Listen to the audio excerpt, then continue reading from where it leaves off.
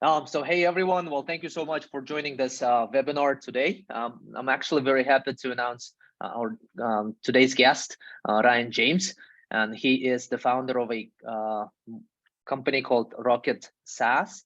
And like we're very pleased to actually have you here today. Ryan is a big professional in this kind of SaaS marketing and B2B SaaS marketing specifically, and he is he has like very vast experience working in sort of different marketing fields.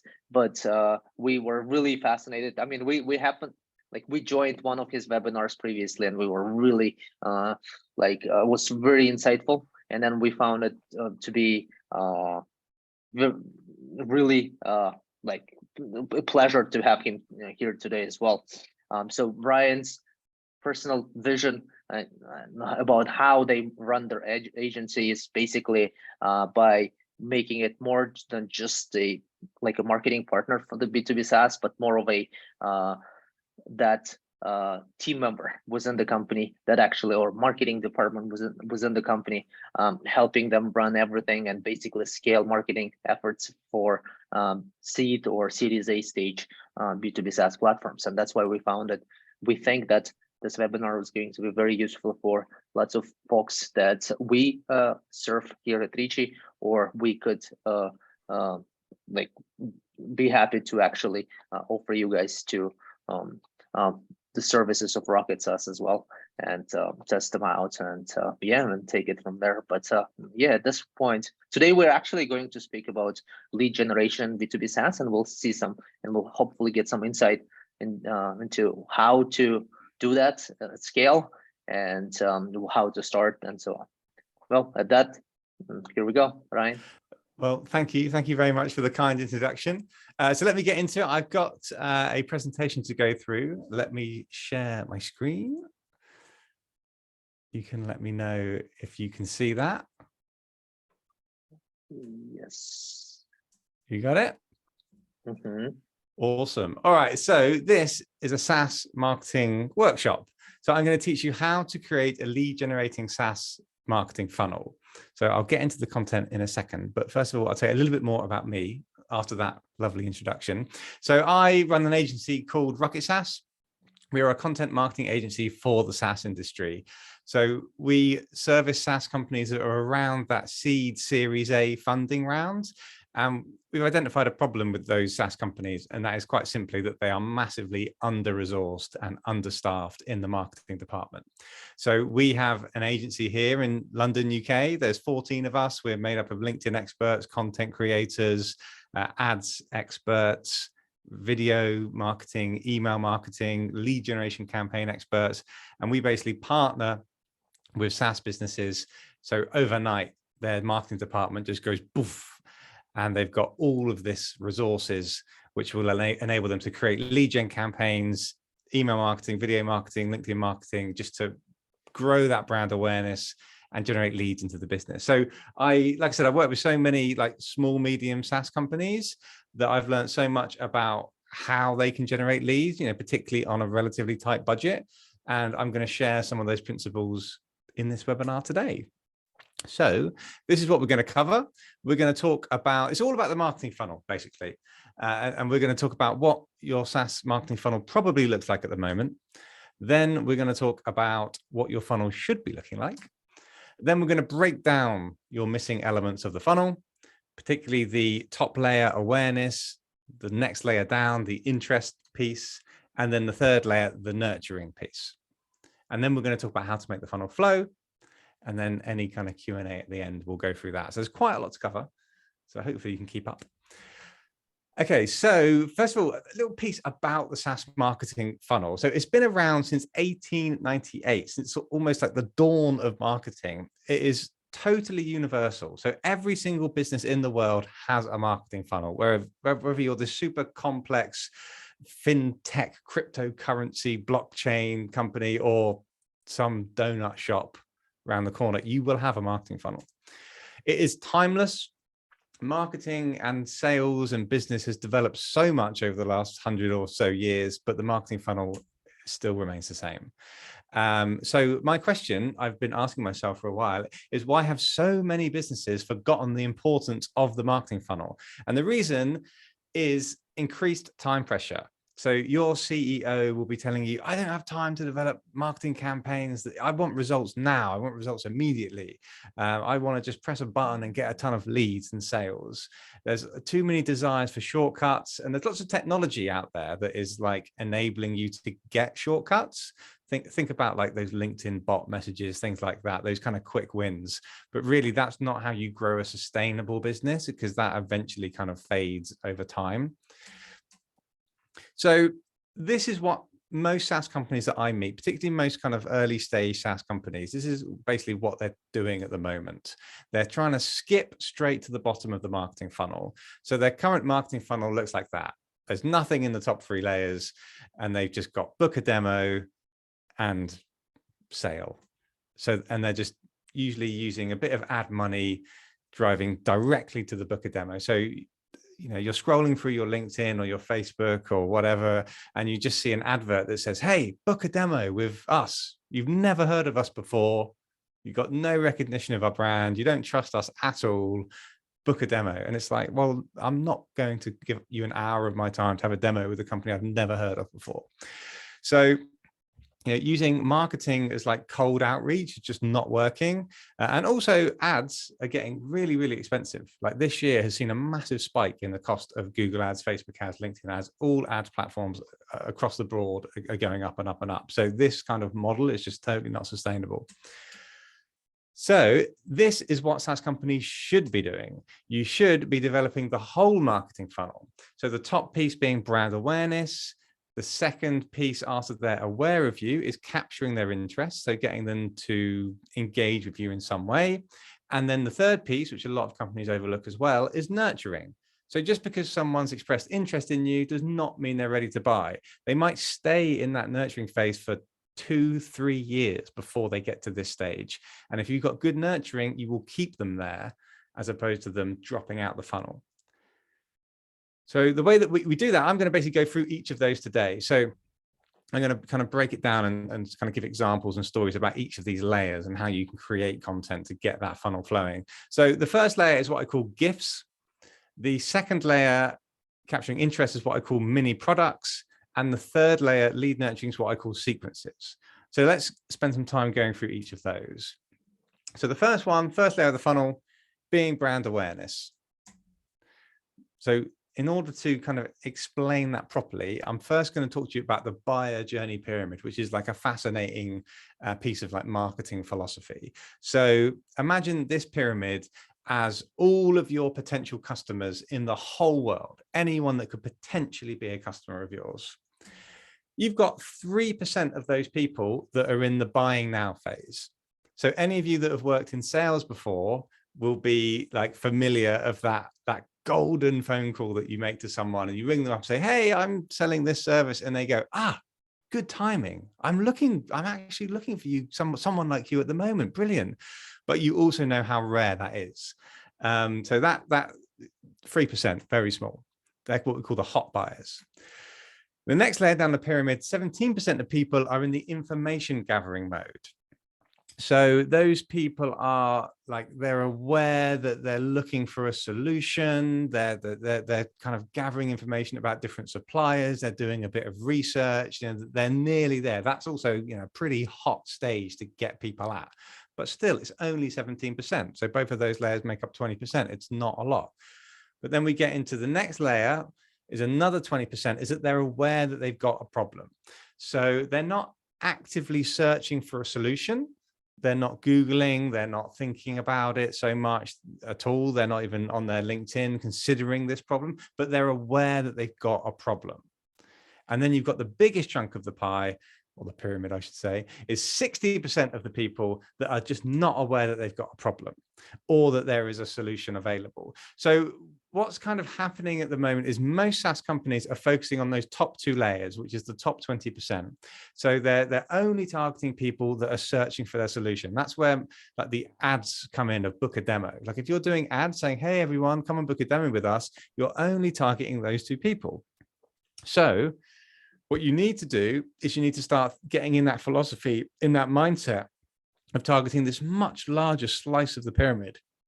80% of your people that you're trying to target are not even aware that they've got a problem, or they're not actively searching for a problem. So we call it demand generation. So you're creating demand for your solution by explaining to people that they have a problem, and explaining to people that there is a solution to the problem that they've got.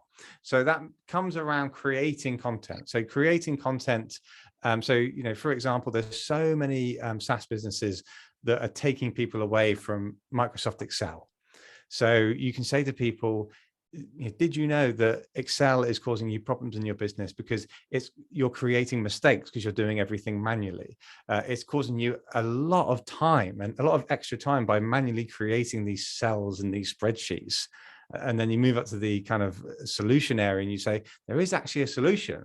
There is actually a SaaS software out there that automates and brings all this together for you. So there's a huge opportunity here for a lot of businesses that just are kind of overlooking those people that are just not searching for them. And the way to do that is to articulate and explain the problem using content. So we call that the brand awareness, and I call it creating GIFs. So GIFs are pieces of content that you create for your target audience, and they are ungated. So there's not like a form that you have to fill out to download the GIF, whether it's a PDF or a video or whatever. And there's no exchange of money or data. The reason it's called a gift is because it's totally free. And when I say totally free, I'm not just talking about money. If I give you my data, that's not free because my data is valuable to me. So you need to create GIFs that is totally kind of publicly available. So types of GIFs could be blog articles, videos, podcasts, social media posts, infographics as well, make up great types of GIFs. So anything that you can publish on your social media, your website, your email newsletter that you're giving to people for no exchange of any kind of information. So the rules about creating an effective gift are, it must be niched to your target audience. So there's no point just creating a bunch of blog posts and videos and just kind of wavering around trying to please everybody. You really need to stick niched to your target audience. You need to offer value. So no selling. So don't create a video or a blog post where you're selling yourself or even describing your service.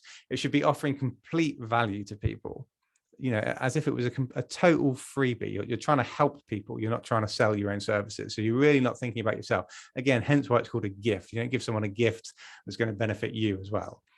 It must be insightful, or it could be entertaining. It must help them solve a problem.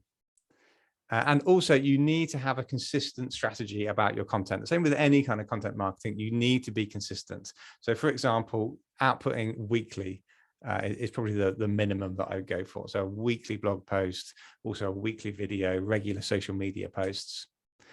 And also you need to have a call to action at the end. So you're not necessarily selling yourself and saying like book a demo or have a sales call, but it must have a call to action that is going to take them down to the next stage of the funnel, which is also financially free. So that's the mini product that we're going to get onto next. So things like tips, hacks, guides, they work really well. So, you know, great blog articles or videos or infographics is the top 5 tips on how to solve problem for your niche. So that's usually a great way to start. So I'll try and give you some examples of GIFs. So it comes with understanding your prospects' burning problems. So create content to help them solve their problems themselves. That's always the way that I look at it. So imagine that I wasn't a business. I'm not trying to sell to you. Imagine that I'm like a consultant / friend, and I'm trying to help you do it yourself. So let's say, for example, you're a cybersecurity SaaS company. I would create GIFs that teaches businesses on how to improve the security themselves. So I just give you totally free advice. You know, I'd say things like, make sure I'd create like a blog article with top 5 points on how your company can improve their cybersecurity. You know, point number 1, you should get all of your team to change their passwords every 3 months. You should not allow your team to take their laptops on public transport if you've got sensitive data on there. Just all these kind of tips that people can consume, and they will consider you to be an expert, so that if they kind of respect you so much with that expertise and that free knowledge that you've given them, particularly if they've implemented it into their business. They know exactly who to go to when they want to level up a bit and start paying for that service. Another example would be, let's say you're a HR SaaS, there's lots of HR SaaS out there. I would create GIFs about something that HR people are really conscious about. You know, what are HR people thinking about a lot at the moment? Employee churn. You know, with lots of businesses moving to remote, and just the way that the kind of economy is at the moment, there's lots of people kind of moving around. Hiring and firing is just kind of rife at the moment. So as a HR manager, one of my most important roles is to try and keep people in our company. So if I was scrolling through my LinkedIn and I saw an article, or I saw a quick video or some kind of infographic that gave me tips on how to reduce my employee churn, I'm going to engage with that because that's interesting to me. So that's a good example. Another one is, if you're a fintech SaaS, I create GIFs on how CFOs can improve cash flow issues. So again, I've identified my target audience. It's CFOs of SaaS companies. What's on their mind? What's their burning problem? Cash flow. Lots of businesses have cash flow issues at the moment. So if I create lots of free GIFs and free content about how they can solve that problem, they're going to engage with it. They're going to like my content. They're going to follow us on platforms, and they're going to look forward to the next time we send them content. And if we ask them to have a demo with our software, they're going to be more inclined to say yes. So that's good examples of GIFs. And then this slide is talking about creating and repurposing your GIFs. So the number one benefit of repurposing content is that it makes content much easier to scale. So you don't have to start from scratch every time. So the way that I do it is I start by writing a blog. So my idea that I suggested earlier of like 5 tips or 10 tips, that's a great place to start. So let's say I want to write 10 different tips for my target audience. I would have a blog article where I would have each 10 with a paragraph. So suddenly I've got an article with 10 different paragraphs. Boom, I've got a blog. And then I would take 10 snippets from the blog and turn them into social posts. So then I've got 10 social media posts for both LinkedIn, Facebook, Instagram as well. And then I would post all of them on the social platforms, say like 2 per week. And then I would wait to see which social media post got the most engagement, which one got the most likes, the most comments, the most shares. And then I would turn that one into a video. So I would just film myself looking down the camera lens and just kind of going into a bit more information about that tip. So just giving people a bit of a deeper dive into that tip. So this kind of infographic explains it. You start with a blog post, and then you've immediately got content. You can turn it into an email newsletter. You can turn it into a video. You can turn it into a tweet and also a Facebook post. So what I'm trying to get across here is that repurposing content, you're trying to do all of these things: email, multiple social media channels, blogs, video, but to try and sit down and create new content for each platform every single day or every other day is just too much. And you just end up getting kind of brain fog and you won't be able to do it.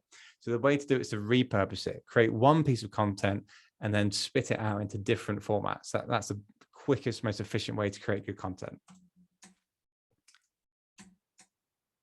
Personal branding, super important. So a few stats about personal branding. On average, employees have 10 times more followers than their company's social media account. So if you look on LinkedIn and look at some of like the biggest companies in the world, like Gong or things like Tesla or Virgin Media, look how many followers the company account has got. And then look at the founder, like a Richard Branson or an Elon Musk. They will have millions and millions and millions more followers because people buy from people. People don't buy from logos. And that is particularly the case on social media, particularly LinkedIn. So having a really strong personal brand, particularly the founder, or people working in marketing too, being really engaged on social media is an absolute marketing superpower. So my personal brand on LinkedIn has been pretty strong this year. I put loads of effort into it, and it's now become the #1 source of revenue for my business. That's how most of our leads come into the business. They say, hey, I saw Ryan on LinkedIn. I've been following his stuff for a while. I really like what he talks about. Can we talk about how we can work together? Whereas people don't really say that about our company LinkedIn account.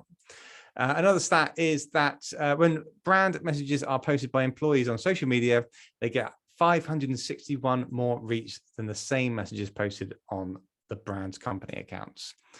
Brands messages are engaged with 24 times more than when they're posted by company accounts. So that is what I'll stress, is that when you're trying to push your content out, yes, you have to push it out on your company accounts, but you also need a strategy behind your personal brands. So it's really worth having a conversation with one of your founders, ideally, because they're going to be like the biggest expert in the space. They're going to have the most experience, and they should have the most connections in the space already. If you've got a founder that's got personality, willing to be on video, willing to be active on social, then you have got a massive marketing superpower. So capturing interest, which is where we move on to the next phase of the funnel, what I call mini products. So a mini product is free in terms of it costs no money, but there is an exchange of data. So the mini product will be behind a form on your website.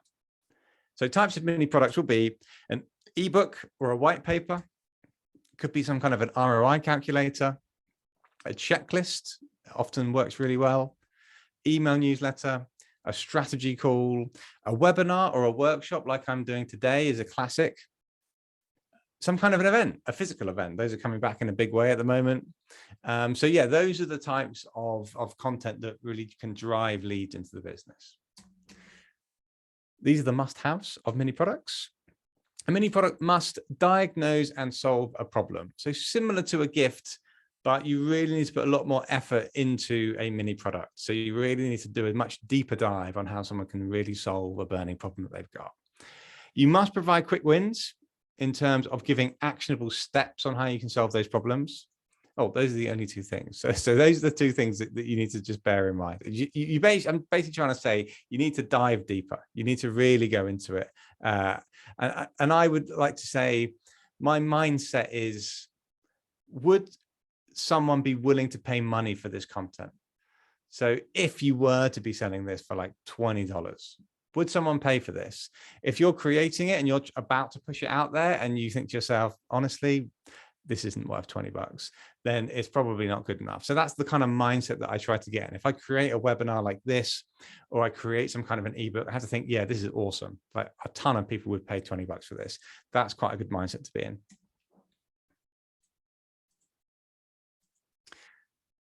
Oh, I've gone the wrong way. Okay, so mini product assets. So mini products must have a landing page on your website, obviously, so people can fill out the form and they can download it.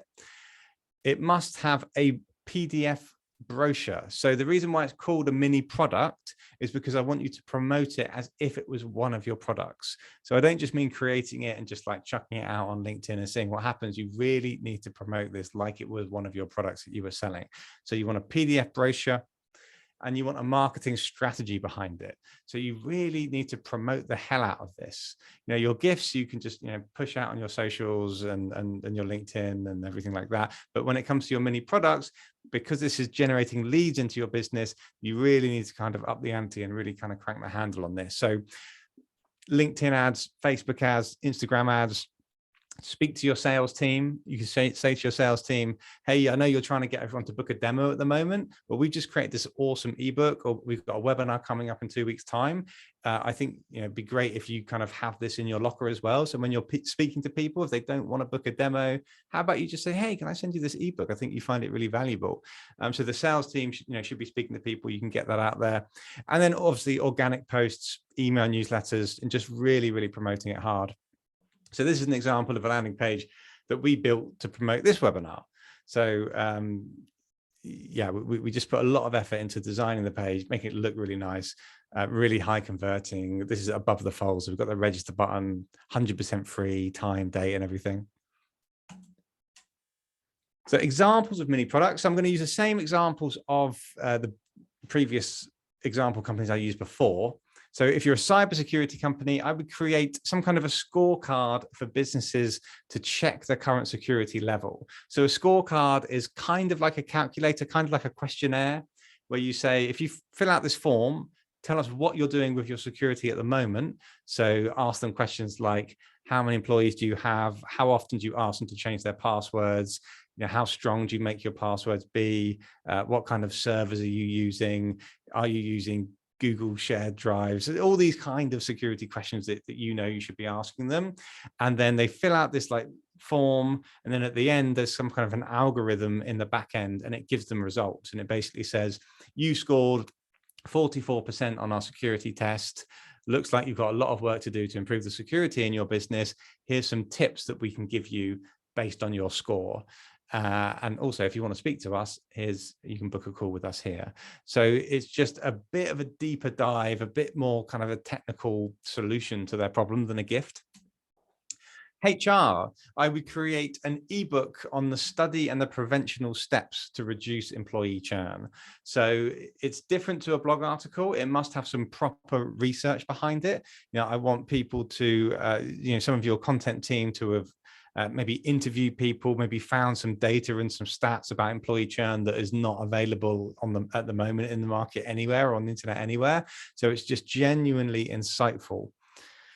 And the third one being, if you're a fintech SaaS, create a webinar with guest speakers on B2B grants and funding. So, fintech SaaS, if you're targeting CFOs are always trying to raise money. They're always trying to get grants, always trying to do like R&D, tax rebates, all those kinds of things. So imagine if you created a webinar with a co-host, some kind of an influencer in the accounting space, and the founder of your business and this kind of influencery tax specialist person did a webinar, and you just talked about something that was burning on the minds of your prospects. So yeah, this example, grants and funding, CFOs love that kind of thing. And what's also good about doing a webinar with a co-host is that if that co-host has got quite a big following, ideally an influencer, someone that's got like 10,000 plus followers on LinkedIn, they can then start promoting it on their platform. So they can just do a LinkedIn post, Instagram, Facebook post, email newsletter out to all of their followers. And suddenly your webinar is being promoted to this brand new following that you've not had access to before. So that's a great way to generate leads. So how to promote your mini products. So use your gifts to promote your mini products. So within your blogs, you should be promoting your webinar. At the end of your videos, you should be promoting your strategy call. In your social media posts, you should be promoting your ebooks. So like I described earlier, there should be a call to action at the end of your gifts to get people onto your mini products. And now the funnel is really starting to flow. You should also create marketing campaigns to promote your mini products. So things like Google ads, social media ads, retargeting ads that we're going to touch on later, social media organic content, personal branding, email newsletter promotion, and also speaking to your sales team. So really working hard to promote the hell out of those mini products to get it out there as much as possible. A lot of SaaS companies are creating these kinds of things. Like a lot of people probably be on this call kind of nodding their head going, I'm doing webinars, I'm doing ebooks, they've not really worked. And the reason is probably not necessarily that you're creating bad content, it's probably that you're not promoting it enough. You haven't got any ads budget because your ads budget is taken up by the sales guys promoting book a demo. If that's not working, you shouldn't just drop ads altogether. You should point your ads to the top of the funnel, which is all this stuff that we're creating. So it's generally, that's the biggest problem I see, is that you're just not pushing it out there hard enough.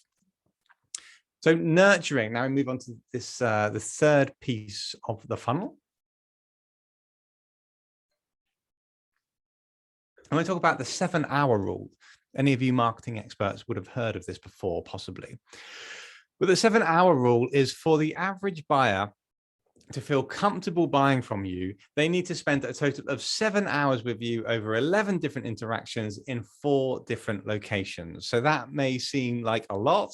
It is, but that is where you need to get to. This number was studied from data from various marketing experts. That's what you need to get to before they're ready to buy. That's why the marketing funnel is so important. You need to get them to flow through that funnel so they spent 7 hours with you in multiple different locations and multiple different interactions.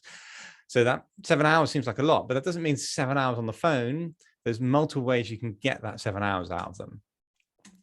So automated sequences.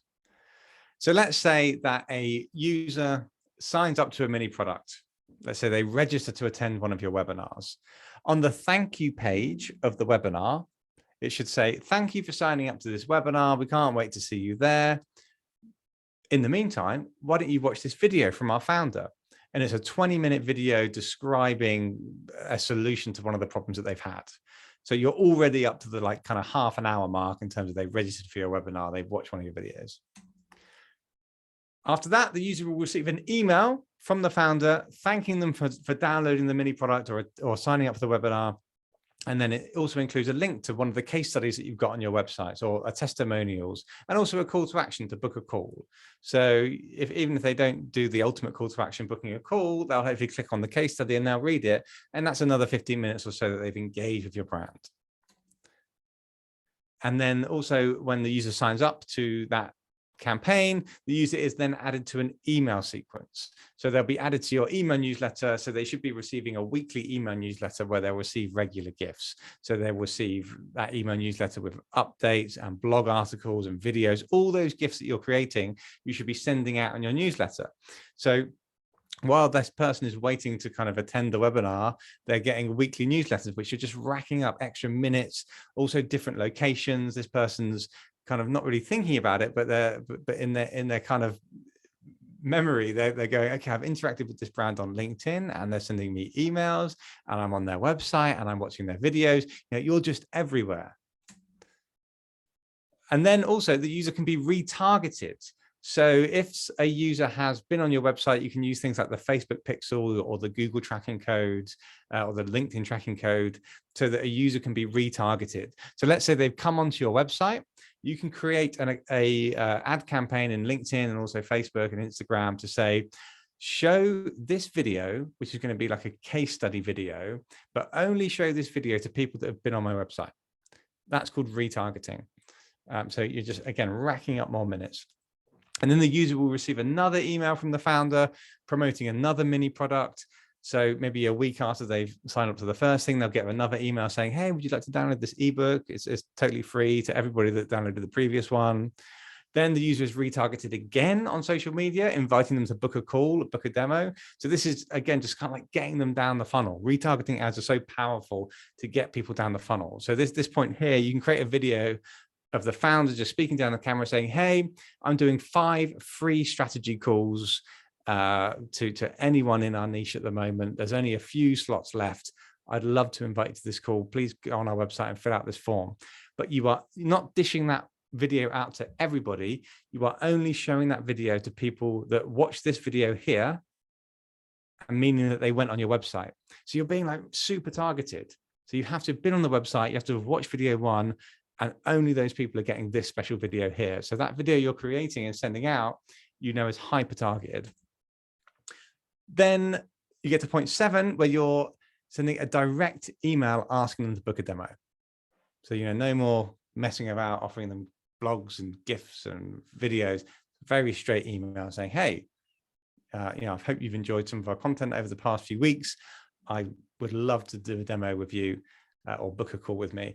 So, you know, by that time, particularly if they've attended a webinar or read one of your lengthy ebooks, they should have racked up about 7 hours worth of your content in various different locations.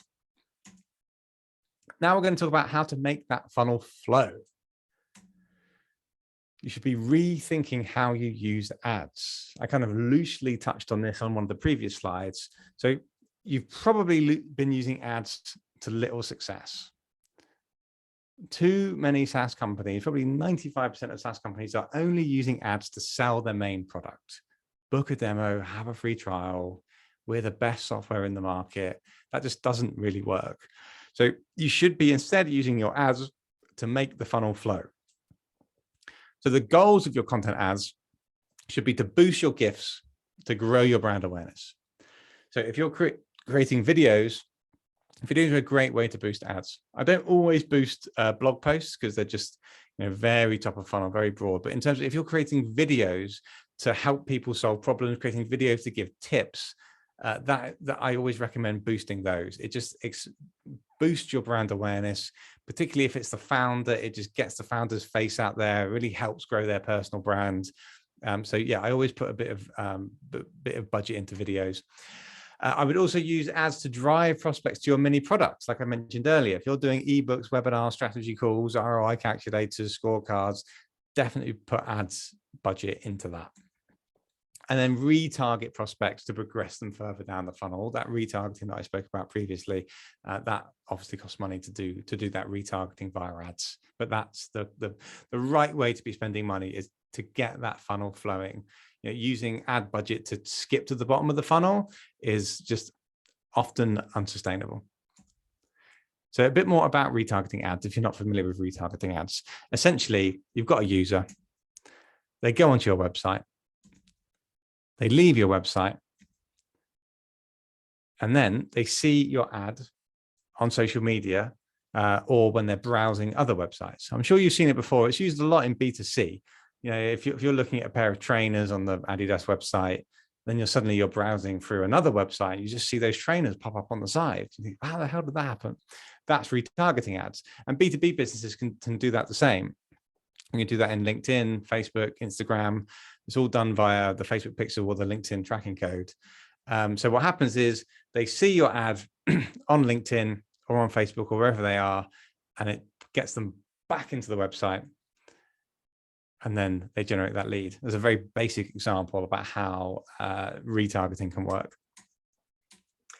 So in summary, you need to create gifts. You need to create mini products to get those leads coming into the business. You need to nurture those leads with automation and retargeting. And then you need to use ads to make that funnel flow. In terms of next steps, so you've got a few options here. Option one would be to begin to apply these processes yourself. Hopefully you've learned some good strategies from me there.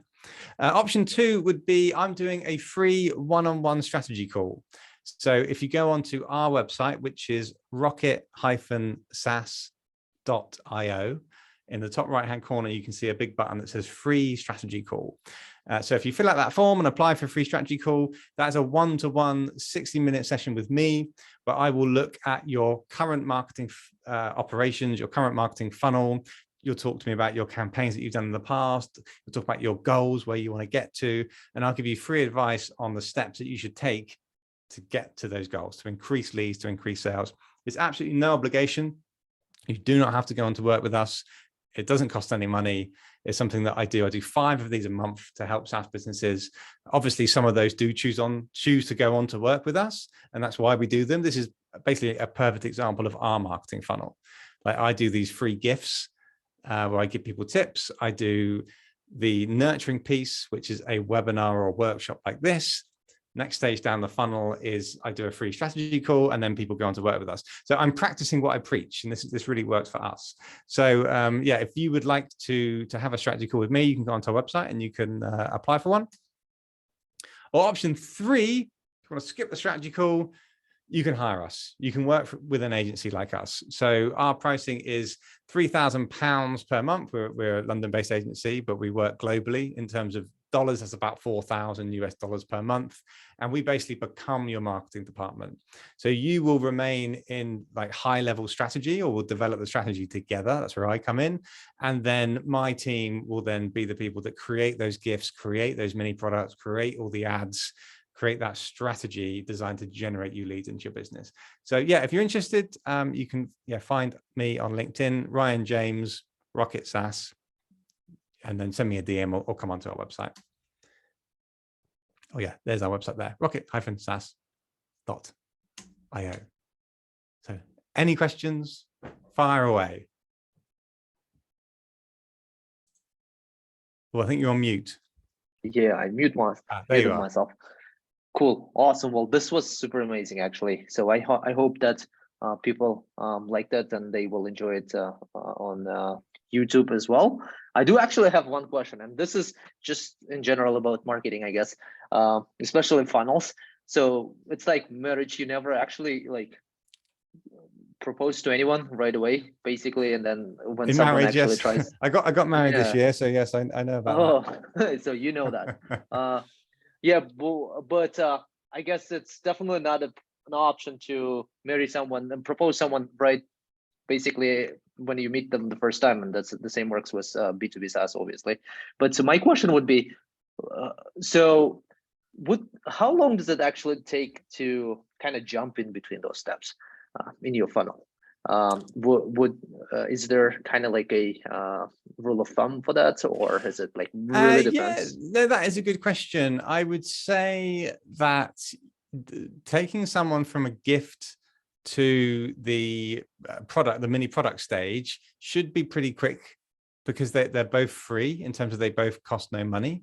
So, you know, if someone's consuming one of your videos or one of your blogs, one of your tips, and then the next stage down the funnel is you're saying, hey, you should attend one of our webinars, you should download our ebooks because we're going to give you even more information, then that hopefully should happen pretty quickly. If it's not happening quickly, then it means there's a problem with your content. You're not targeting the right problems, or you're not giving away the right gifts, or particularly the right mini products. So that should happen quickly. And then they're kind of automatically in the third stage, which is the nurturing stage, because you've already captured their details. And that's the stage that they can stay in for ages. So we just landed a client about a month ago, and they were in our nurturing phase for about 3 years. We met them when they were super small. They consumed some of our content. They attended one of our webinars. I even did a call with them, and I gave them a quote, but they just couldn't quite afford to work with us. But we kept them in our email newsletter. We kept them in our HubSpot, and we just sent them weekly content. They followed us on LinkedIn. They followed me and the company page. And then just kind of out of the blue, they just contacted us, said, hey, you probably don't remember us, but we did a call with you like 3 years ago. We've been following you for ages. We really like your stuff. We love your newsletter. We've just received some funding and we want to spend it with you. And then we just did this call, which was like the easiest sell I've ever done. Like, we didn't have to pitch. We didn't have to like convince them to work with us. They were just like, we've been following you for years. We know how much your pricing is. We know what services you do. You don't even have to like pitch, just send the contract, we're ready to go. So that's like the power of nurturing. So yeah, they can stay in there for ages. I mean, they can stay in there for 1 day, or they can stay in that nurturing phase for years. That's why that nurturing phase is actually really, really important, to keep them in there. That's super cool and informative. I have actually have here a question in Russian, so I will translate Okay. that, I guess. But basically, it's actually very direct. It says that when you actually buy a lead, well, basically, how much does it cost to actually get the lead in general for B2B SaaS, I guess? I mean, my answer to that would be like, it really depends on the industry, right? Yeah. Well, how much does it cost to get a lead? I mean, the clearest way to kind of understand. It says from retargeting. I apologize. It's actually says from retargeting. Yeah. So with retargeting, so in terms of depending on what platform you're using, so a lot of B2B SaaS companies are using LinkedIn, and that's quite expensive. So it's £8 per click. So if, say, you're doing a retargeting ad that's leading someone to a landing page on your website, then a good landing page will get a 20% conversion rate if it's like a really good. So if you're spending £8 a click, let's say you're getting 100 clicks, that's going to cost you £800, and then you're going to get 20 leads. So you're looking at spending £800 to get 20 leads. So yeah, it totally depends on, in terms of whether that's worth it. It depends on how much you're selling your software for. What is the customer lifetime value? But yeah, you really need to kind of work backwards in terms of when you're working out how much does it cost to get a lead. First you need to work out what's the average lifetime customer value. So if you're charging $1,000 a month for your SaaS, and the average client stays with you for a year, that's lifetime customer value of $12,000. So then you also have to work out what's the profit on that. So if maybe you might be making $9,000 profit, you then think to yourself, okay, well, if it's going to cost me $5,000 to bring on one customer, then that's actually profitable.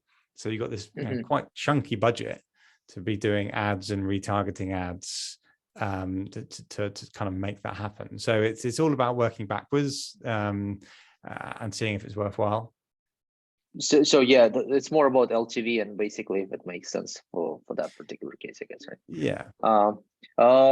I have another question here. It says that if you actually try going straight to the bottom of a funnel, basically trying to do direct sales, is it really that less efficient? And how, like, well, basically it says what's the effectiveness of the entire marketing funnel process, like if you do it through marketing, but if you instead just go to the bottom of a funnel and try to convert them right away, like some let's say B2B SaaS companies from some other regions of the planet try doing, when they basically just try selling you right away? Well, it's all about sustainability. And also you have to think about yourself in the buyer journey. It kind of goes back to that pyramid that I showed quite early on. So if you're doing ads to say, we're the best product on the market, book a demo with us. If you've never heard of them before, imagine if it was you. Like, would you want to give up an hour of your time to a company you've never heard of before? The answer is generally no, unless you were actively seeking that kind of solution. And it was like, oh, what a coincidence. I'm looking for this. Yeah, okay, let's go. But you're mostly not in that mindset. And then it's unscalable because you run out of people. There's only so many people that are kind of in that mindset that once you've done months and a few £1,000s of ads, like you kind of run out of people that are in that mindset.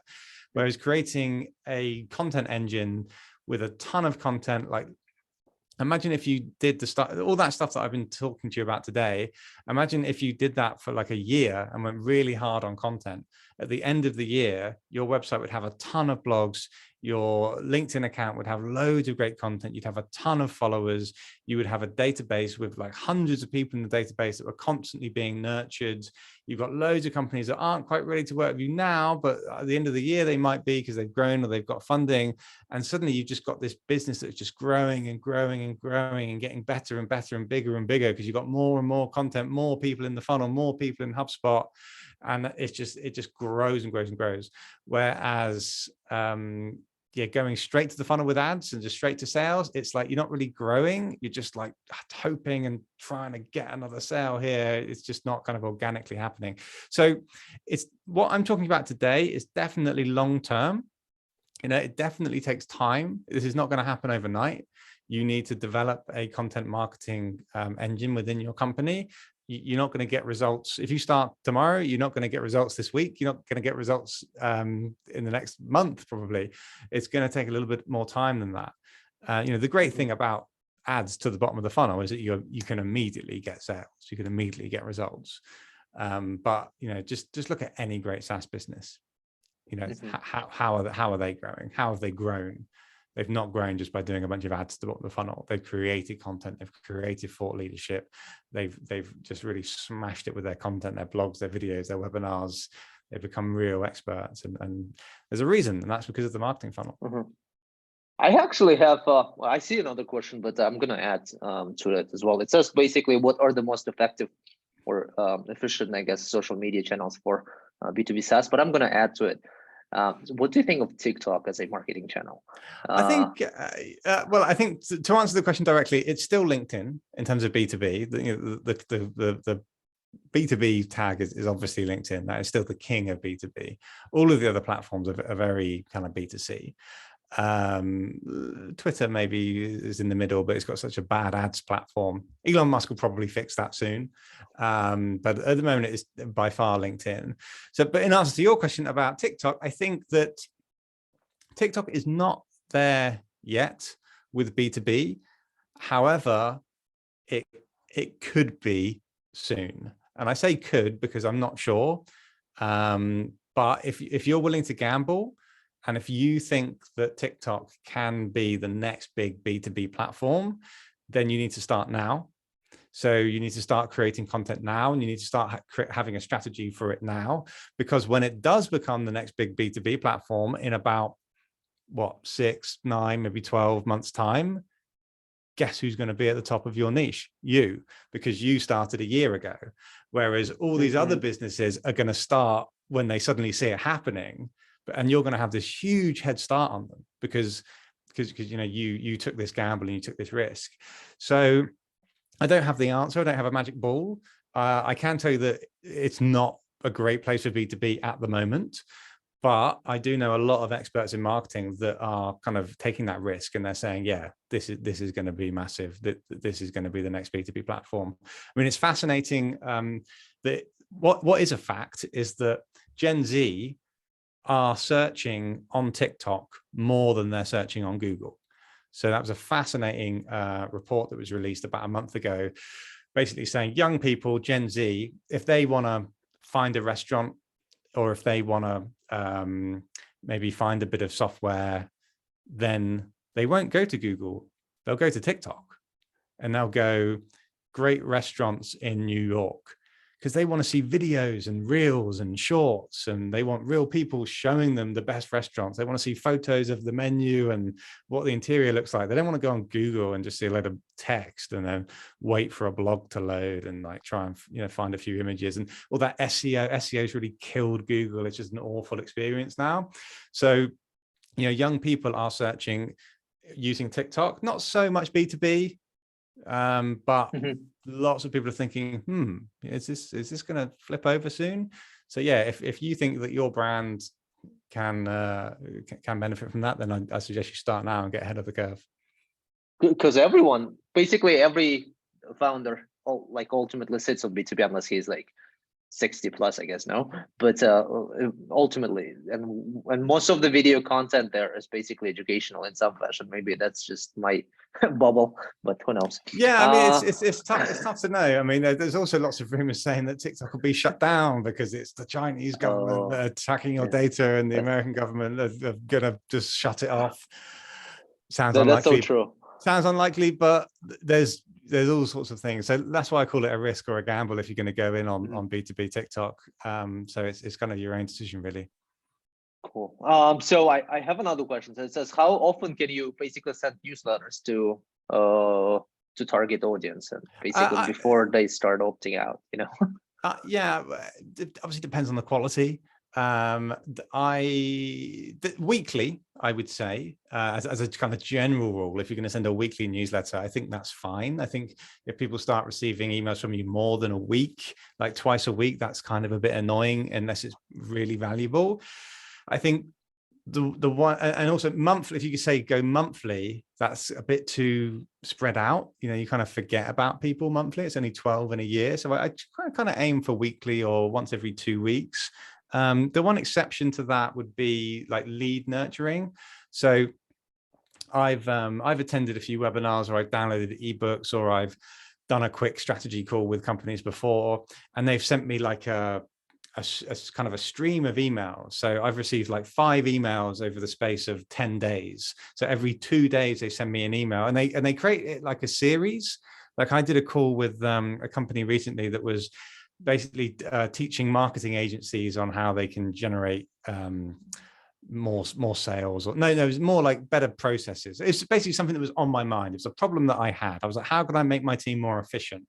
And I saw this company online that was like exactly solving my problem. They were like, we help agencies become more efficient in their processes. So I applied to have a strategy call with them. It was helpful. And then they kicked me off into this email sequence, and they were like, we're going to be sending you 10 emails over the next 20 days. And it's a 10-part like content strategy guide on how you can make your agency more efficient. And I was like, this is brilliant. This is exactly my problem. It's exactly why I contacted them. I did a good call with them. I quite like them.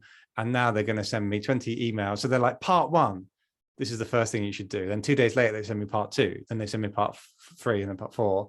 And even though they were sending me a lot, like every 2 days, because it was really good content, it was exactly the problem that I was having on my mind, I really look forward to receiving the emails. I actually bookmark them so I can read them at the weekend, but that's kind of irrelevant. The point is that I like receiving that email. So if it's relevant and good content, then yeah, I'd certainly be wary about, because some email newsletters are so boring. People send out, this is our company news. This is the latest thing we've released, all about us. We've done this. We've won an award. We've just hired a new team member. I don't care.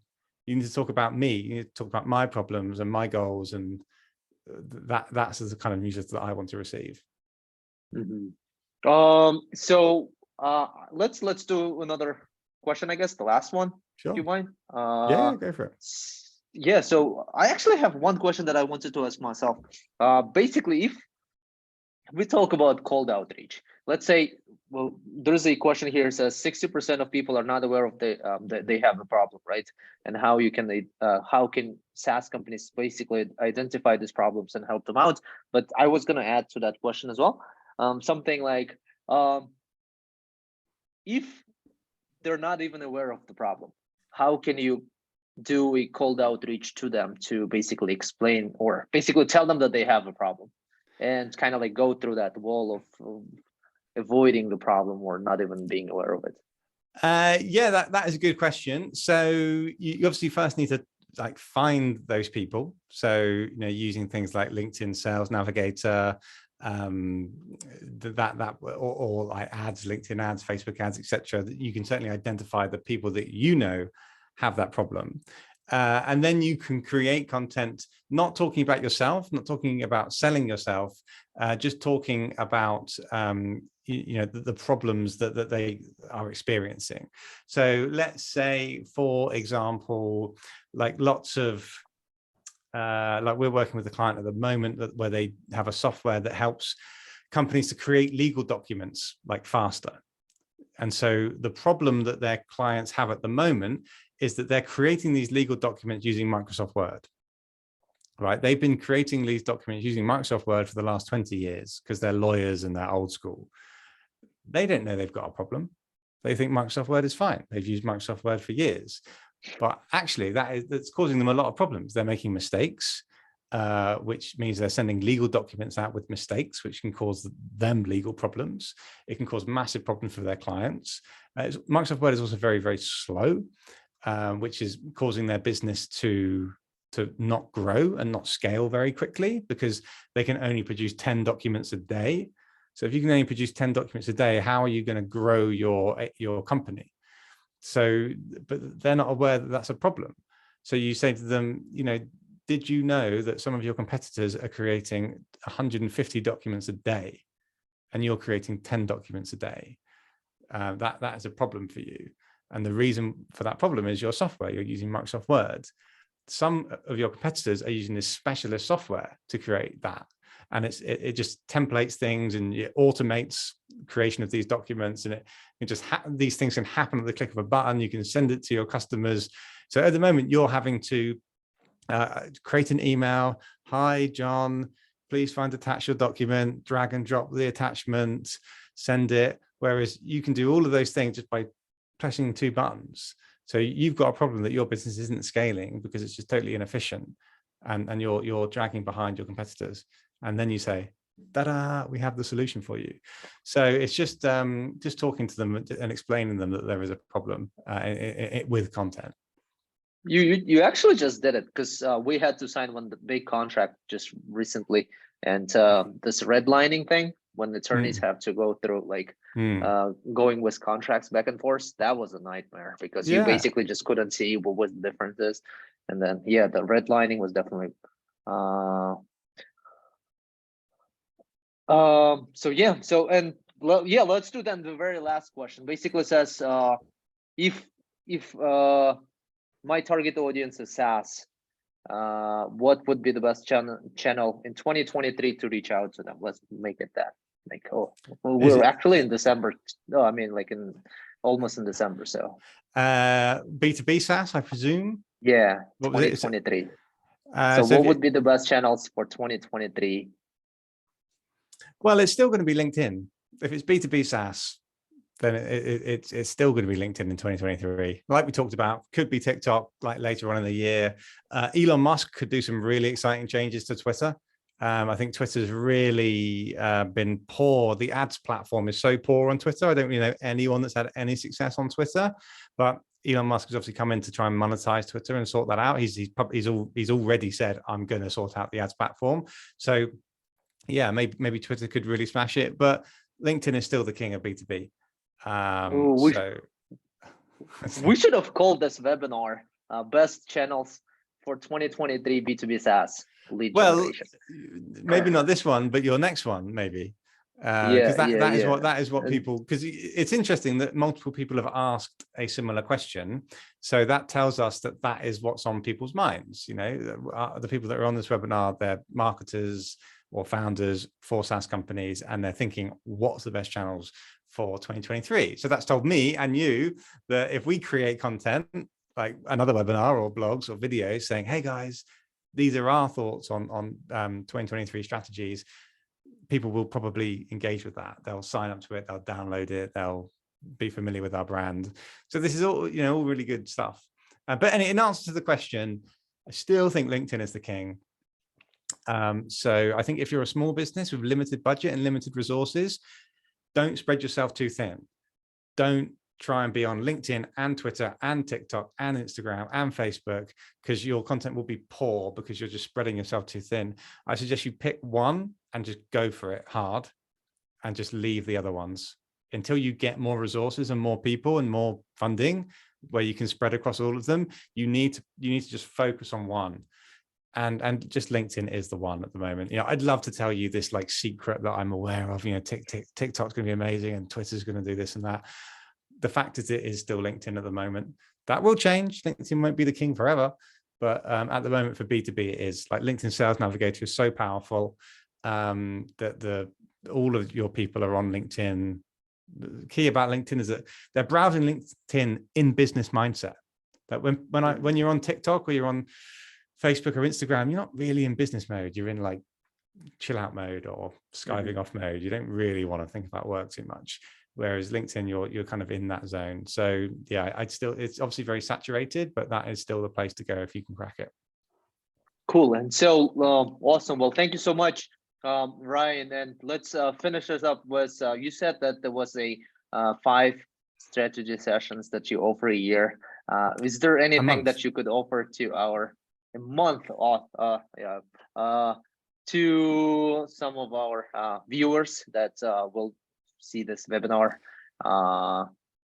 Something specific.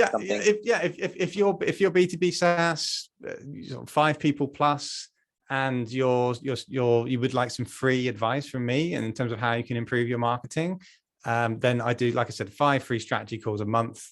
So it's December in like 2 days time. So we're gonna have another 5.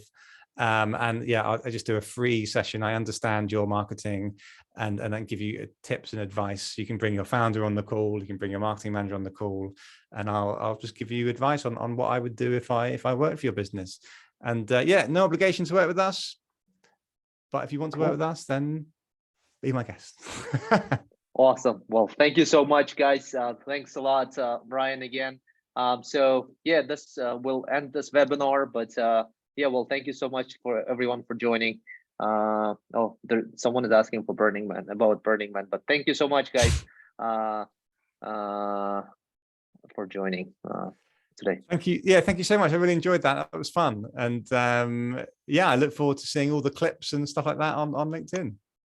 Yeah, we will definitely create clips, and we'll also do like kind of little article from webinar.